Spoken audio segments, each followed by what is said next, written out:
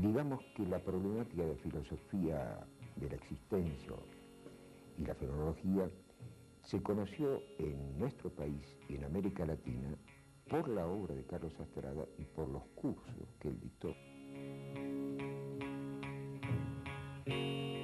Y la obra es muy vasta, tiene obras sobre Heidegger, tiene obras sobre Nietzsche, tiene obras sobre Marx y tiene obras sobre Hegel y el marxismo y la dialéctica, quizás a mi gusto las más importantes. Él hace una contribución fundamental a la filosofía nacional porque establece lo que a su juicio serían algo así como las líneas fundamentales de configuración de la identidad nacional argentina.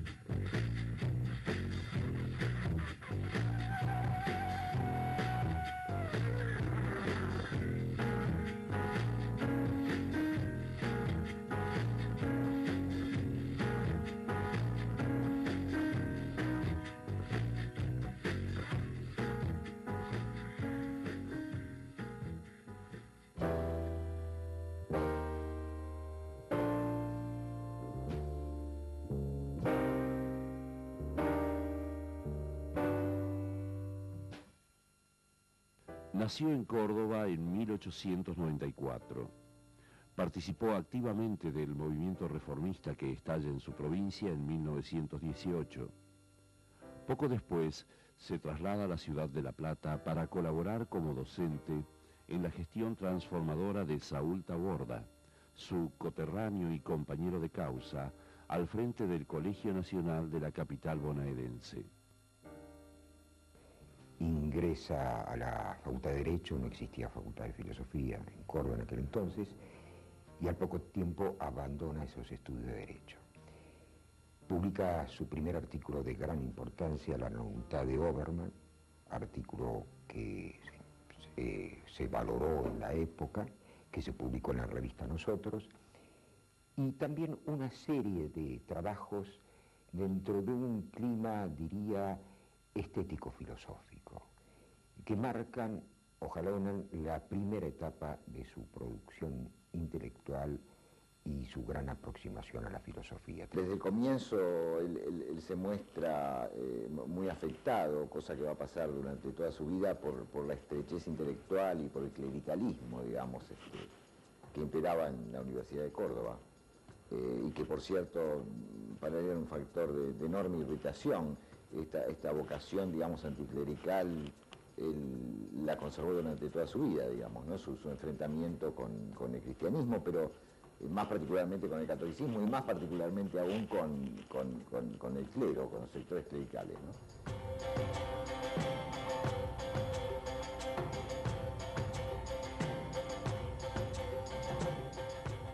Cuando él abandona en 1914 la Facultad de Derecho, decide estudiar por sí mismo, es decir, un autodidacta en todo sentido. Y se perfecciona en idiomas, estudia durante 4 años filosofía, literatura, o sea, se forja su propia base.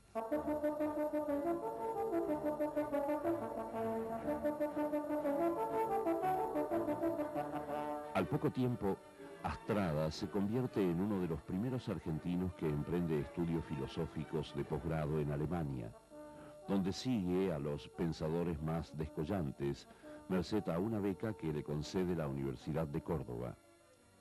Más tarde, en la Universidad de Buenos Aires, dirige el Instituto de Filosofía y queda a cargo de la misma cátedra que profesaron Kohn y Romero.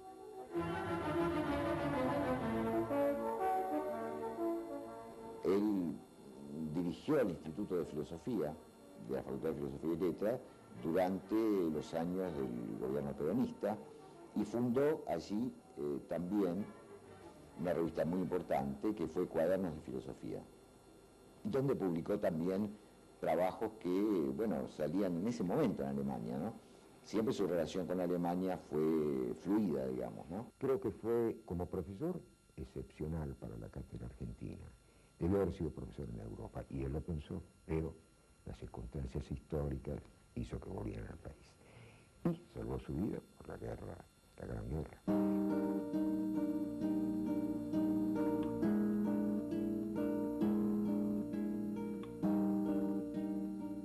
Desde que yo tengo uso de conciencia, lo he visto siempre en su escritorio, siempre escribir, siempre trabajar. Lo seguí en sus cursos, la misma pasión, la misma consagración, el mismo trabajo. Hasta el último día de su vida no dejó un día de producir, de trabajar, de polemizar, de brindar su apoyo cuando consideraban que era valioso, las personas lo merecían. Era una personalidad excepcional. Yo lo usaba de profesor, ¿no? En el sentido de que yo preguntaba, bueno, pero ¿qué hay que leer de la fonología? Entonces enseguida te ordenaba una carrera, pues decía, bueno, empiece con Dilpe y siga con tal libro de curso, después de esto, aquello, esto en realidad no sirve para nada, agarre aquello, de tal autor le hacía el capítulo 3, del otro tal artículo, y después de organizar todo, la lectura, lo que puedas, filosofía medieval o la filosofía moderna, o marxismo, etc.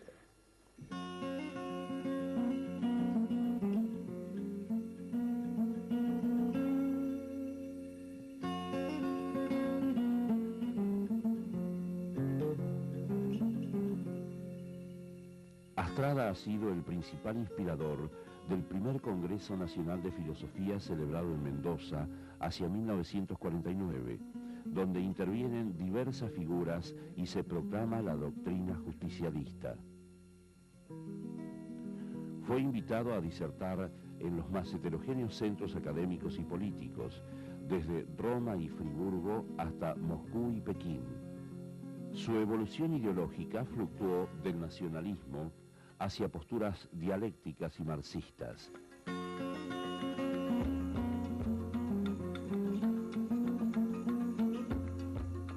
Indiscutiblemente, el pensamiento argentino le debe la exposición, la introducción del gran pensamiento alemán de principios de siglo, ¿no? No quiere decir esto que él hubiera estado solo en la filosofía contemporánea, expuso también toda la filosofía moderna.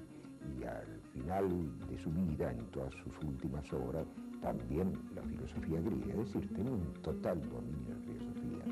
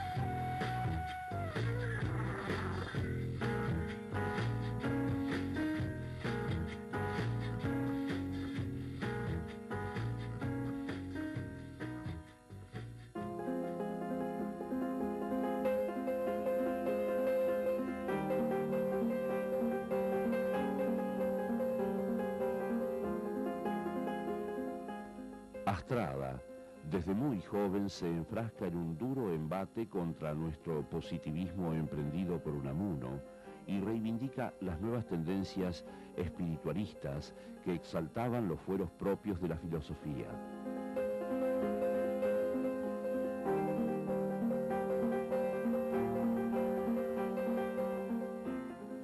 Es tiempo ya, argentinos, que despertéis de la mistificación en que transcurre vuestra vida.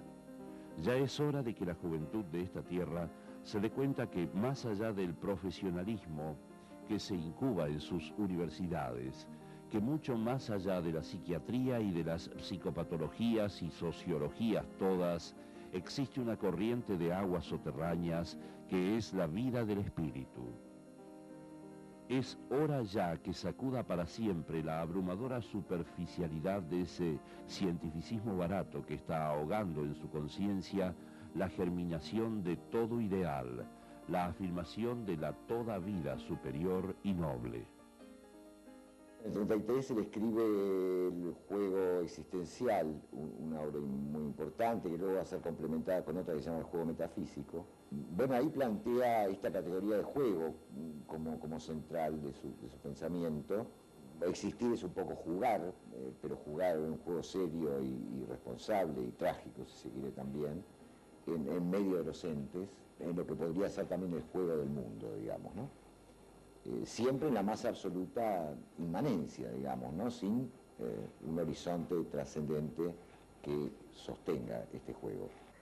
Y la obra es muy vasta, tiene obras sobre Heidegger, tiene obras sobre Nietzsche, tiene obras sobre Marx y tiene obras sobre Hegel y el marxismo y la dialéctica, quizás a mi gusto las más importantes, y además tiene sus famosas obras sobre esta problemática del ser nacional, que la más conocida quizás es la del mito gaucho, una obra que realmente es parte de una generación y a su vez influyó en mucha gente, para tratar de asociar, acercar de alguna manera la filosofía con el problema de la cultura.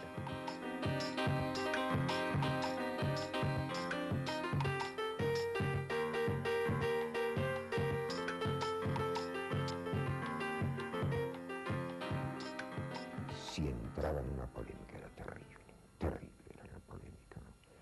Pero era de una gran ternura, de una gran generosidad y era un hombre muy puro, que me asombraba. Es decir, yo veía una ternura en sus ojos que no la podía entender, o a veces cuando lo veía en una polémica, digo, ¿cómo coincidirá esto?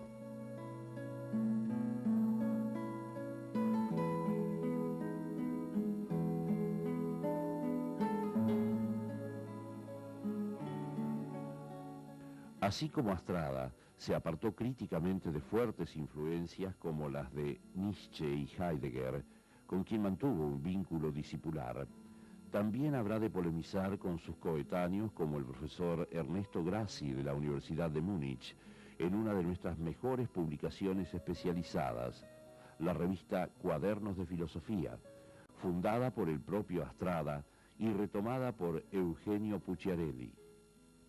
El debate giró en torno a la vida y la naturaleza argentinas, las cuales, para Grassi, se encontraban salvajemente situadas fuera de la historia y de la razón, a diferencia de lo que ocurría en Europa, donde hasta los impulsos biológicos están humanizados por la cultura y la técnica.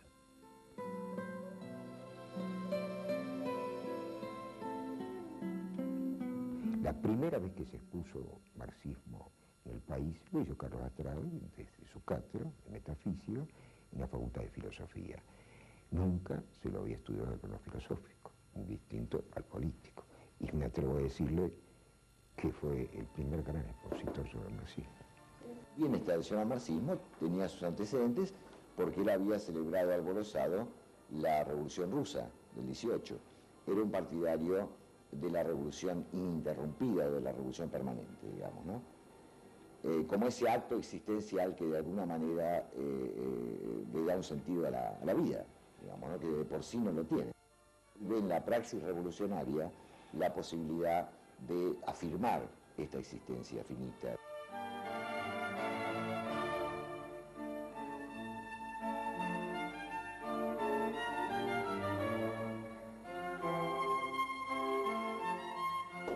Tiene un libro que es formidable, un libro que se llama El marxismo y las escatologías, que son las teorías escatológicas del fin del mundo, que es realmente en un momento donde nadie hablaba de eso. Ahora se habla a partir de Fukuyama, el fin de la historia y todas las tesis hegelianas, pero en ese momento era un libro absolutamente original. El hecho de que él hubiese adscrito así al marxismo en los últimos años y a la revolución, al radicalismo marxista, no implicaba, en ningún momento implicó que él abandonara sus viejos amores, por decirlo así, ¿no? Si bien la crítica hacia Husserl, hacia Heidegger, se va haciendo más dura en los últimos años, sin embargo, los retoma permanentemente, los discute permanentemente y trata, en su último libro, que se llama Martin Heidegger, trata de mostrar los puntos de coincidencia entre Marx y Heidegger, ¿no? Cosa que pensadores europeos hicieron más tarde que él también después, ¿no?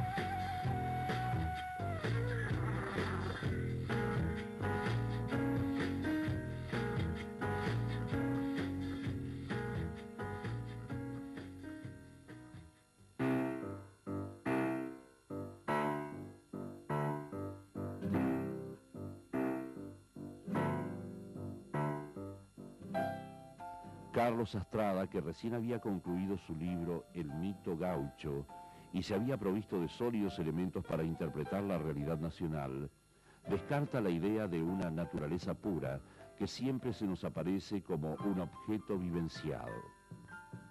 Astrada sostenía aquí el siguiente planteo. Si consideramos la naturaleza como nuestro paisaje, aunque se trate de uno tan dilatado y escaso de sustancia humana como la pampa argentina, flanqueada por el macizo andino, toda naturaleza, aun en su máximo alejamiento para las posibilidades del hombre, es siempre histórica, mucho más aún cuando se trata de personas resueltas a la tarea creadora, de poblar de ensueños y realidades su dilatado contorno natural. Él hace una contribución fundamental a la filosofía nacional porque establece lo que a su juicio serían algo así como las líneas fundamentales de configuración de la identidad nacional argentina, a partir de la cual, según él, deberíamos construir nuestra propia filosofía, nuestra propia ciencia, nuestra propia tecnología, nuestro propio arte, nuestra propia literatura. Fue la primera interpretación que se hizo filosófica del ser nacional. Y lo trata al hombre argentino en su problemática a través del ser del hombre argentino y del mito.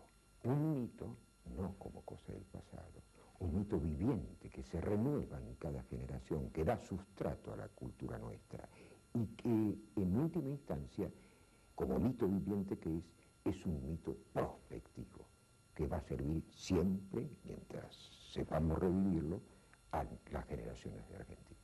Y si él toma una idea de origen marxista hegeliano, digamos, en su interpretación, de que el mito de alguna manera está simultáneamente siendo un grito de protesta y una forma de expresar una alienación. Cantándome de morir, cantándome han de enterrar y cantando he de llegar. Él ve retornar a Martín Fierro en el proletariado, digamos. Así como ve encarnado en el viejo Vizcacha la oligarquía, que sería el enemigo fundamental, digamos, del ser nacional. Esto yo creo que fundamentalmente tiene que ver con los agregados de los años 60, donde ya había tomado abiertamente partido por el marxismo y por la revolución comunista. Este aspecto de la lucha por la liberación, que la ve en el Martín Fierro, que de alguna manera escapa permanentemente a la opresión o intenta escapar permanentemente a la opresión, pero que bueno, que finalmente es un mito fracasado porque el Martín Fierro termina yéndose, dispersándose, incluso rompiendo la guitarra en forma simbólica, ¿no?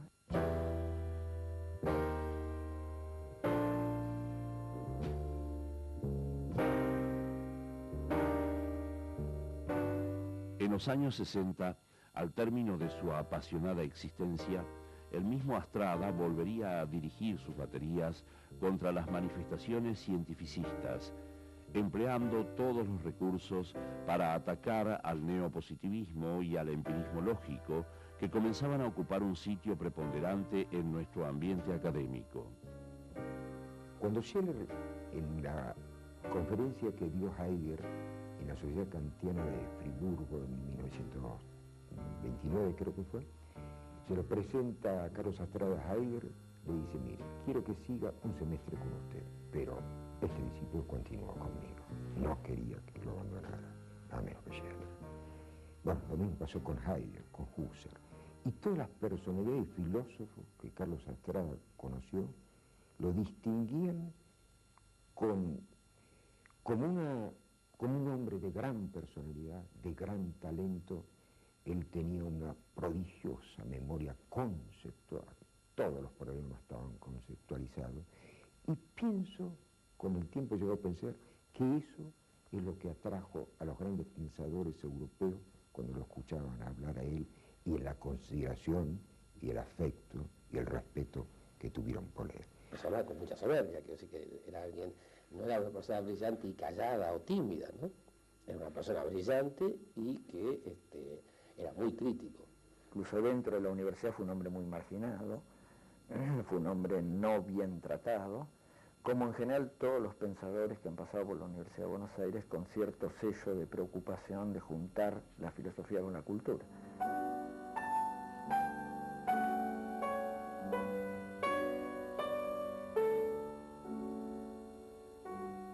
Carlos Astrada muere en Buenos Aires en 1970, tanto desde su pasaje por la filosofía existencial como por su ulterior inclinación hacia el marxismo, se preocupó por el problema de la libertad, la cual para él no representa algo dado, sino una meta a alcanzar que solo puede verificarse en el dominio histórico y a través de una actividad política tendiente a establecer una sociedad que favorezca la realización de todos los seres humanos. Hay toda una generación de filósofos argentinos que recuerda su magisterio, digamos, y que lo tiene como un referente de un pensador serio, responsable, y al mismo tiempo, como te decía antes, con una gran libertad para pensar, no dejándose presionar por nada. Yo creo que la importancia de Astrada era que él aportaba a la filosofía, digamos, un rigor metodológico, un rigor en las fuentes, es un tipo de una lucidez y una formación que sigue siendo actual las cosas que planteaba, ¿no? Creo que el legado, por lo menos humildemente me animaría a decir, mayor de Astrada fue su coraje por pensar.